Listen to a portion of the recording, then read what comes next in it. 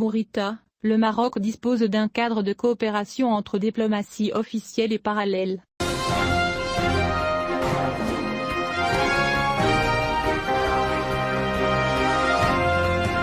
Aujourd'hui, mardi, la Chambre des conseillers a organisé une cérémonie de signature d'une convention de coopération avec le ministère des Affaires étrangères, de la coopération africaine et des Marocains résidant à l'étranger, représentée par l'Académie marocaine des études diplomatiques, relative à l'accompagnement des conseillers et formant les cadres du Conseil dans le domaine de la diplomatie parlementaire. Dans ce contexte, Nassé Bourita, ministre des Affaires étrangères, de la coopération africaine et des Marocains résidant à l'étranger, a indiqué que la signature de cet accord intervient en application des directives du roi Mohamed via l'ouverture de la session d'automne du Parlement, dans lesquelles il a souligné le besoin de coordination et d'intégration entre la diplomatie parallèle et la diplomatie officielle. Bourita a ajouté que cette démarche va dans le sens d'affirmer qu'il existe une politique étrangère marocaine unique, avec différents acteurs, chacun ayant son propre langage et ses propres mécanismes. Le ministre a ajouté que cette démarche vise à transmettre la concrétisation de l'ambition exprimée à de nombreuses reprises afin de rapprocher les travaux entre les différents types de diplomatie, notant que le cadre existe désormais,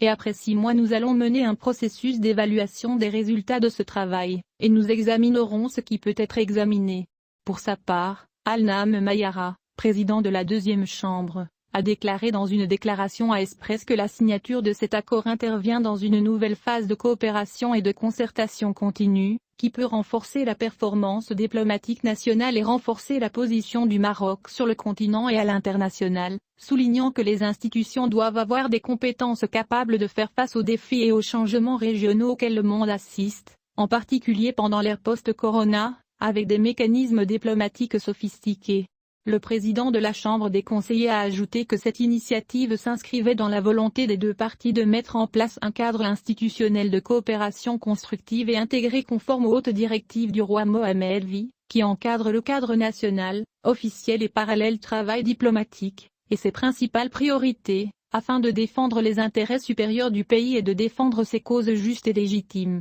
dans le cadre d'une diplomatie parlementaire et partisane cohérente et intégrée au travail effectif de la diplomatie gouvernementale. Mayara a ajouté que le Parlement, en approuvant un plan stratégique dans le domaine de son travail diplomatique pour le mandat législatif 2021-2027, attend avec intérêt de renforcer et de développer la coordination et l'intégration dans le domaine de la diplomatie parlementaire avec la plupart des acteurs, en particulier entre les deux conseils avec le ministère des Affaires étrangères, de la coopération africaine et des Marocains résidant à l'étranger, et de construire un partenariat permanent. Il est efficace pour une diplomatie proactive,